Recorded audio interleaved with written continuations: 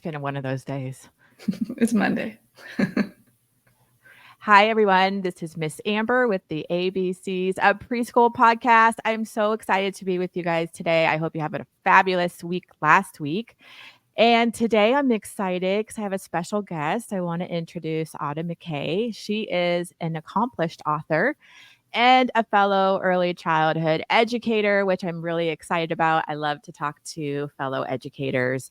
And she is a mama as well. So I would like to introduce Autumn. If you would like to say hello and then just share a little bit about your backstory. Hi. Thank you for having me. I'm excited to talk with you. So my backstory is that I went to school for education, and I was a teacher in the classroom as well as online. I've taught all the way from kindergarten to high school. And then when we started having babies, I became a stay-at-home mom, and I kind of got bored being a stay-at-home mom, just like playing with the same toys. And so I wanted to make our time at home intentional. And coming from an education background, I thought it would be good to like teach my children while I had them at home. So I created this whole like curriculum map and put it on the fridge, and with just like activities of learning colors and ABCs and things like that.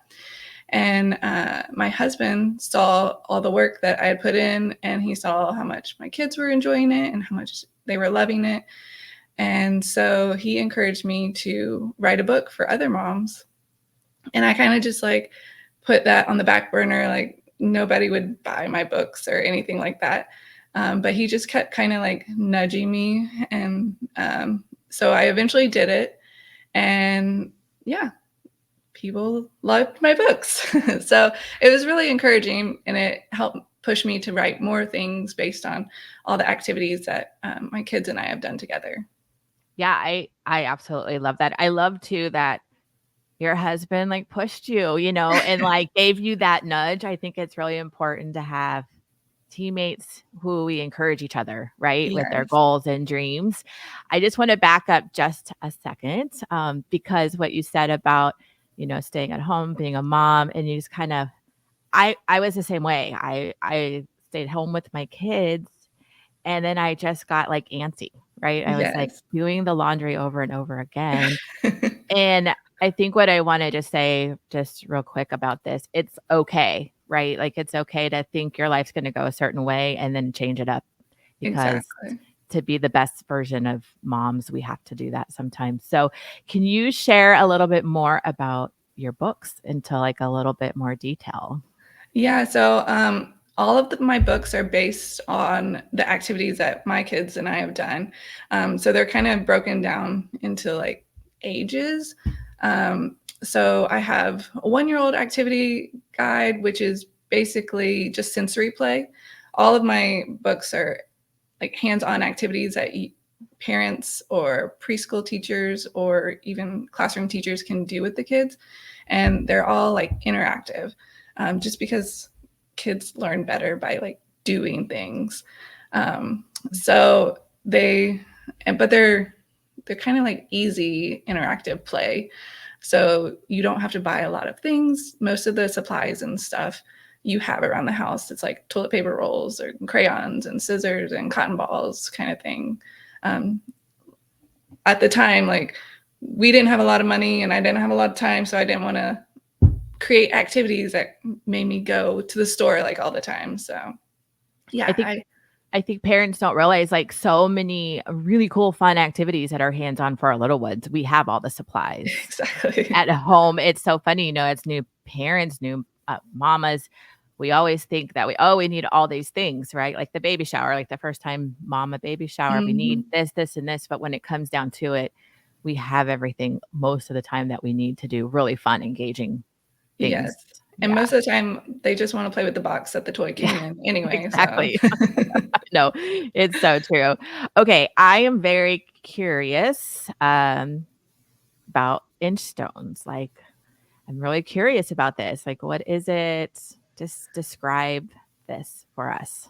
So Inchstones is kind of like little celebrations for your specific child about the things that they have accomplished. Instead of celebrating like all the major milestones for a child growing up, like their birthday or learning to walk or things like that, you're celebrating the little things instead of comparing them to like other children that are um, developing those big milestones as well. So it's like when they meet that little milestone, then you celebrate it. So like potty training, when they when they when they complete potty training, then you, I don't know, go buy a toy or they get a prize or something like that. So what we did is when our kids learned to read their first chapter book, then we took them out to a celebration dinner and they got to pick the restaurant, and we just like sang their praises the whole time at dinner. Basically, how hard it was to read that first chapter book, how many more chapter books they can read, what are they going to pick out at the library, kind of just like celebrating that moment, and it's all about them. Um, Yeah, I know. I love that because you're a mom of multiple. How many kids do you have again? so we have 3 biological kids, and then we have a foster baby right now. That's right. You have a newborn in the house. Yes. That's exciting. And I think Inchstones is really awesome and really cool because I have 4 myself. They're now almost all adults. And when you have multiples kids in the house too, you really want to celebrate the individual child. So that is Mhm. like a perfect, I think, open door to celebrate each child where they are and their accomplishment rather than a group, right? Yes. So, and that also is really like the core of love too. We want to celebrate, life is too short to not celebrate things. In my opinion, life is way too short. And if you're a parent with a little one, a mama with a little one, Autumn, how fast things go. Mhm. So I think it's real. That's just, I really like that term, inchstone.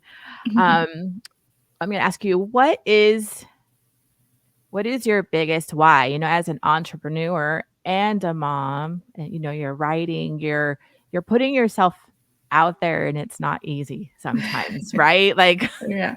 sometimes it's easier. I just did a podcast episode on fear. And so sometimes it's easier just to like be mom and like not put yourself on podcasts, right? Or not write the book Yes. because you're putting yourself out there. But what is your why? Why are you? The biggest why is my kids. Like, I love them and I want to like be the best that I can for them. Um, so they are my like why I push myself. But the reason I've written my books is for other moms. Like I know at myself, like I got stuck when I was an early parent and didn't know what to do with my child when I got bored playing with the same toys. And so I want to help those other moms that also are in that situation, or there's just like too many things on Pinterest to look up, and so I just want to make something easy for them. Yeah, no, I love that. And then let's talk a little bit too about being an entrepreneur and being a mom and like finding that balance. How do you balance work life and mom life while raising, and you have like a new one in the house too, a newborn. So how are you doing with all of that? A lot of prayer and chocolate. I love the chocolate. Yeah. Now, so I have learned that I need to say no to things. I need to set boundaries for myself. Mhm. It's very hard for me to say no to things and to people because I feel like I'm disappointing them. However, in order to like balance my energy and my family time and my work life, like I have to say no, because if I say yes to all the things, then I'm saying no to other things. So if I say yes to um, volunteering for PTA, then I might be saying no to like a family game night. So it's been very hard for me, but I have learned to say no when I need to. No, I love that. When you finally kind of started figuring that out, I think sometimes it takes us a long time. I think especially as women, right? We're Mhm. nurturers, we want to please. So Exactly. like I feel like the faster you can figure that out as a mom or as a woman, especially, I feel it just brings on a greater joy for life. So, I mean, how do you feel now that you've kind of set those boundaries? I feel more freedom. Like I'm able to actually make time for the things that I want to do. And I have the energy to do those things with my family or be on podcasts and things like that. Mhm. Um, so, yeah, I think it frees up my time and my energy more when I'm able to say no. Yeah, and I want to reiterate, like, we shouldn't feel guilty either. Like, I wanna, Exactly. tell other moms too, like, actually not even it goes just across any board, any human being, right? Like, it's okay to set our boundaries. It's okay to say no to things. Yeah, when I was raising my kids, I wanted to be super mom. I was Hmm. never the Pinterest mom with the fancy cupcakes, but I would just be busy all the time, volunteering, doing, Right. doing, doing. And there's also a moment where to be the best mom too, to be like truly be able to give to our kids, we have to say no to things sometimes. What is a piece of advice for other moms, other parents raising little ones right now in today's world? Like, what is an advice? Like, now your kids are a little bit older. You've got the baby obviously in the house, Right. but what's like a piece of advice that you like to give young parents right now? I would say be intentional with your time. Quality time over quantity time is better. So, like, when you're with your child, put your phone away, like, Mhm. make eye contact, talk to them, figure out their interests and what their dislikes are. So, yeah, be intentional with your time and even like individual time with each child because you can learn so much about that child just one on one versus a group setting. So, yeah. Do you have, like, date nights? I know I used to have it's hard to keep it up, but I remember I Right. would do date nights, like, or, special times. What do you do something like that, like, on a rotation at all, or Yeah. So we have date nights or date days, whatever. When and we'll go places or whatever. But each week, I like to set aside like 30 minutes for each child, and so they each pick their day. So they each have a specific day, and usually they'll come up with the activity that they want to do. Sometimes it's just like reading together, and other times it's painting nails or building Legos, things like that. Yeah. Oh, no, I love that. I love it. I think it's just so important to create, like, a really close relationship with our kids. So I think that's really great. I also liked how you said, like, put the phone down.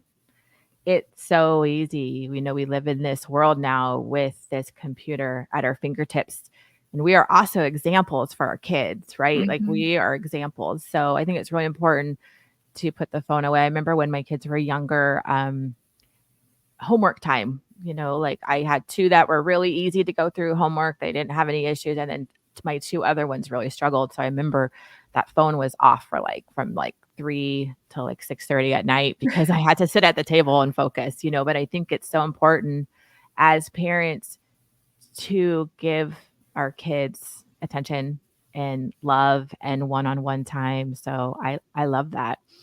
And I'm also loving that you created a using a gratitude journal. Yeah, Did you create one? I did. Okay, I So love it. Let's talk about gratitude because gratitude is one of my favorite topics. Let's talk about gratitude. So go ahead and share your journal that you made and why is it important? Why is it important? Tell our listeners why is gratitude so important? so I was going, like, I struggled with mom burnout because I was doing like all the things and saying yes to everything. And so my husband was listening to a bunch of podcasts. This is like when we first started our business. And so he was listening to a bunch of podcasts about successful business owners, and many of them started their day with gratitude. And he was like, maybe we should try that out. And so he had started trying it, and I just kind of like brushed it off for a little while. And then I noticed like a change in his attitude. Like there was nothing wrong with him before, but I just noticed like a shift. And so I started trying gratitude each morning when I woke up. And I noticed that my brain would kind of like veer off in what I needed to do that day as I'm practicing gratitude. Yeah. So I decided to journal instead so I could stay focused. And yeah, so it really helped me to heal from the mom burnout. Like I was looking at my day a lot different. I wasn't waking up thinking, oh goodness, these are all the things I have to do today. How am I going to get this done? I was actually waking up and like, oh, this is what I have to look forward to. And so after I had practiced gratitude for a while, I decided to make a journal basically of what I had journaled each morning. So I just turned it into a journal for other moms. So yeah, it has a section for writing down 3 things you're thankful for each day. It has a win. You can write down a win that you had for the day. It has something that you learned and like a prayer section as well. I love that. I'm a huge gratitude girl, like huge. Yeah, my husband and I even like every morning we wake up, we literally that's like one of the first things we do in bed. We just what are your gratefuls for? I call them gratefuls. And then I journal too. I write them down because it's so easy to move through life on this journey, this path, this beautifully, I call it beautifully messy life, and get so overwhelmed and so inundated with our tasks, right? Like Yes. I'm a let's check the list kind of girl. I have to Yes. write my list. I always have 3 frogs for the day list. But we can forget like all the beautiful things and all the good, especially when you're in the midst of raising little ones. I mean, it's exhausting. First of all, you're not sleeping as much. You there's just so much going on. So I am a firm believer in pausing every moment for prayer, if that's your path, meditation, but literally just writing, thinking about, talking about all the things we have that we are grateful for because really in the midst of anything, even in the really hard, the really dark, there's always something to be grateful for, right? So Oh, yes. I know it's been life-changing for me, that practice of gratitude, the practice of journaling and pausing has really changed my life, helped me learn how to my coping mechanism for a long time raising my kids was being busy.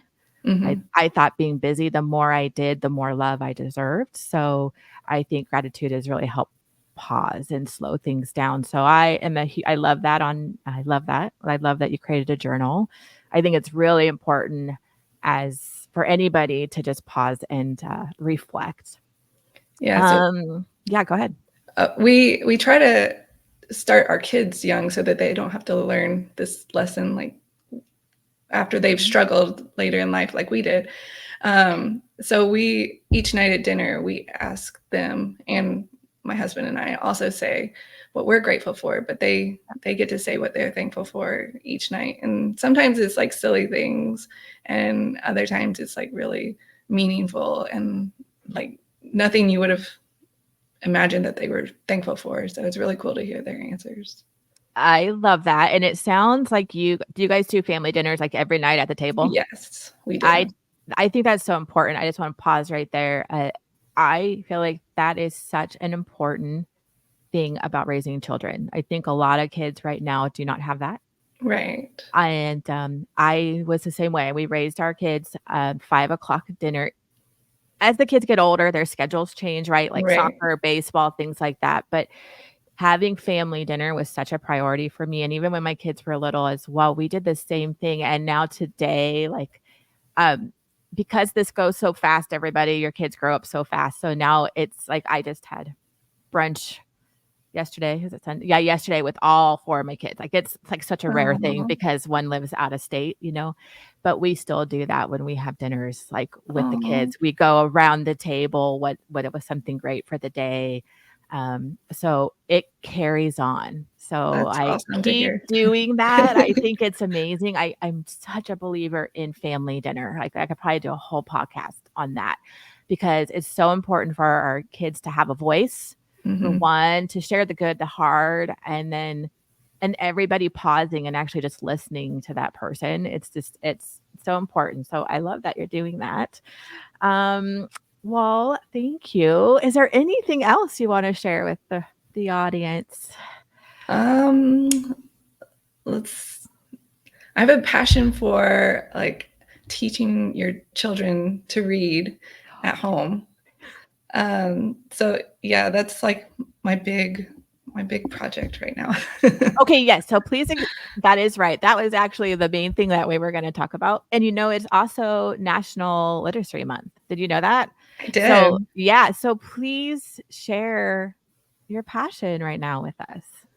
Yeah, so like I obviously am an educator and I've been in the classroom.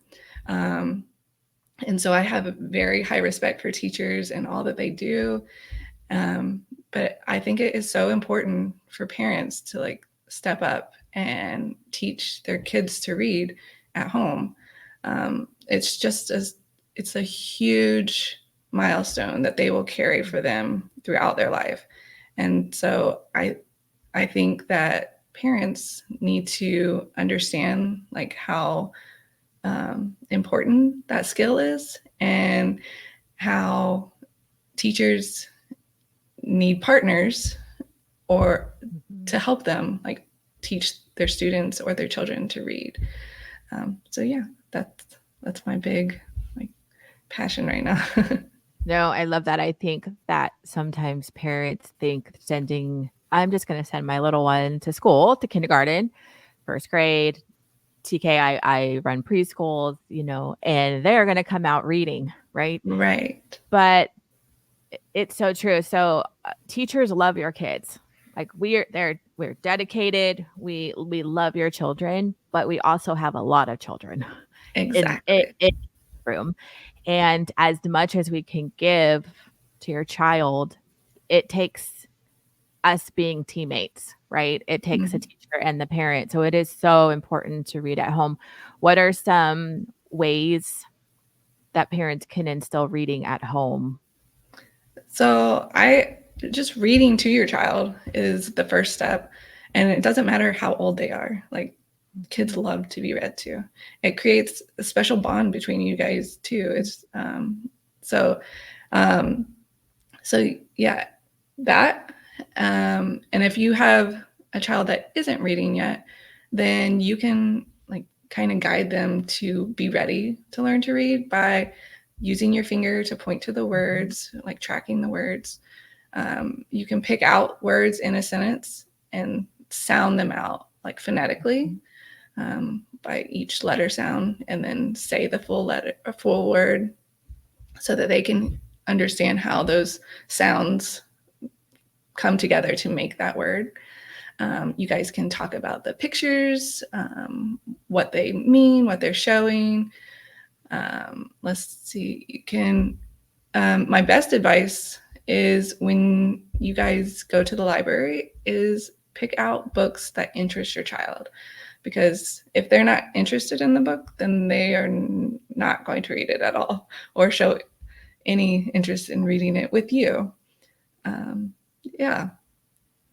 Yeah, no, I love that. I think instilling reading every single day with your little ones are so important. They love books. Yeah, they love books, and it could be on dinosaurs. Read 10 books on dinosaurs, Yes. whatever, or And tractors. it's the same book like It's 10 the same times. book, and that's normal, and that's okay. Yes. Yeah, exactly. And this month is in March. It is National Literacy month. So this is just a great month, all about books. Dr. Seuss books are great. The rhyming books are great. Just reading in general. I don't care if they're newborn, like little Right. one, Yeah. just reading is just really great to do. So, well, I want to say thank you so much for coming on the ABCs of Preschool podcast. Where can we find you and where can we find your books? So my website is bestmomideas.com, and I have a freebie for all of your listeners. It's called the Ultimate Mom Saver Activity Guide. And so for those moms that are busy and don't have a lot of time, it gives you 6 free activities that you can do with your kid, and also 6 coloring books from my husband's little engineer coloring book series. And yeah, so you can put that in the show notes for your listeners. Yeah, I will have those free. All the information will be in this week's show notes. Thank you so much. Yeah. And best wishes with your little Thank foster you. 3-week-old. That's exciting.